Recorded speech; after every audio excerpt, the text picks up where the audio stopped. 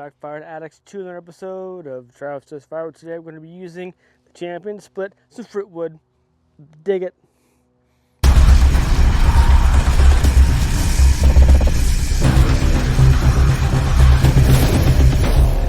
So yeah, I've been going to the neighbor's house almost every day for the last week. I skipped the weekend. Yesterday was a holiday. You're seeing this on Wednesday. So Monday was a holiday.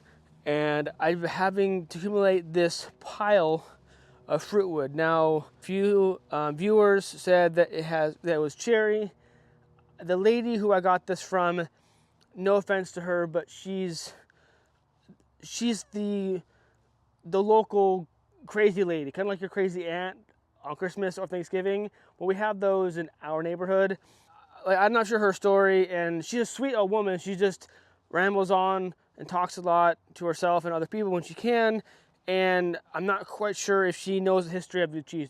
Anyway, per her recollection, when her mom or parents first bought the house that she resides in, there was a prune tree, I think in here, prune somewhere, that was planted in the 70s. So more or less almost 60 years old tree.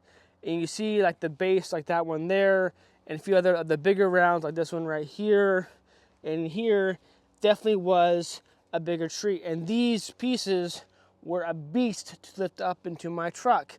A few of them I had to break out the good old Fiskars and bust it up. A few of them I had to bring out my chainsaw, and it was a pink way that day. I didn't film because I want to film on her property, but this hardwood is not good on chains. The chains do not like it. I can definitely tell why. The arborist took 3 days to cut down these few small trees. I still have wood up there. After I'm gonna split for a bit, I'm gonna go back up there and get more wood. I think there's at least 2 truckloads, at least with my truck full, of wood left, and maybe a little more, based on how much I can get in one sitting, having to talk to her, wanting to be polite, but wanting to get as much load as I can get out of her hair and get back to my wood yard. Anyway, it's not ideal circumstance, but hey, it's free wood and free fruitwood. Now, I have not run my Champion for a while, so I figured, hey, why not run the Champion through this stuff and see how well it splits? Because there's always this like myth or conception that the big bad boy transformer Champion does a hard time with harder wood. This is not necessarily stringy, but it is fresh. Now, I think there's another conception that is possibly a misconception, and that all depends on your beliefs and how you view firewood, of when is the best time to split. You split it when it is dry, or you split it when it's green. In my opinion, it's better to split it when it's green, that way, because the fibers have the moisture and they'll be able to split apart easier, versus when it's dry, the fibers will be constricted and harder to split, especially by hand with an axe. So we'll fire up the splitter, see how this does for a bit, and then we'll chat about how it did. Now, these pieces are all over the place. We got one that is, I don't know, 16, that's probably 18. This is probably at another 18-ish. Then there's at 20. They're all over the place. Now, a lot of these, I'm not sure if I'm gonna want to recut up with my chainsaw. The ones that I do, I'll probably set to the side. Like, I think I can burn this in my wood stove, and I'm pretty sure this can probably split on the Champion. Now, this piece here, I would not be able to sell. That's too long. This piece is here, I can able to sell that for sure, no problem. That's about 16-ish, more or less a 16. Now, a lot of these pieces, because this older tree has this moss on it, so I'm gonna try to like rub off the moss, because the moss here is gonna be will want to deter seasoning, the drying process. So I don't know how much time I'll be devote to that, but definitely want to split this up in smaller chunks. It will season as fast as possible. So I will set you up the camera, and let's get to some splitting. Rock and roll.